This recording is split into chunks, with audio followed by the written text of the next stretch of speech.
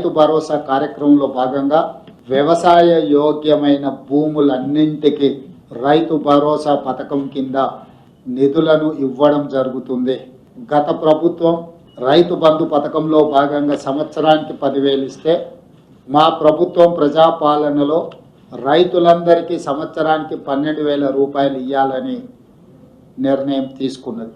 ఆ రోజు 10,000 రూపాయలు కేసీఆర్ గారు 2 పంటలకు ఇస్తుంటే 3 పంటలకు ఇయ్యవా, 3వ పంటకు ఇయ్యవా అని అవహేళన చేసిన వాడు రేవంత్ రెడ్డి. 10,000ను బిచ్చమన్నవాడు, ముష్టి అన్నవాడు రేవంత్ రెడ్డి. మరి ఇవాళ మేము అడుగుతున్నాం, 10,000ను ముష్టి అంటివి, బిచ్చమంటివి, 15,000 ఇస్తానంటివి, ఇవాళ 12,000కు సరిపడి మళ్ళీ అదేదో గొప్ప విషయంలాగా చెప్పుకుంటే సిగ్గనిపిస్తలేదా నీకని అడుగుతా ఉన్నాం. ఓడదాటదాకా ఓడమల్లన్న, ఒడ్డుకెక్కినాక బోడమల్లన్న. ఇక అది కాంగ్రెస్ పార్టీ యొక్క వైఖరి మొదటి నుంచి కూడా.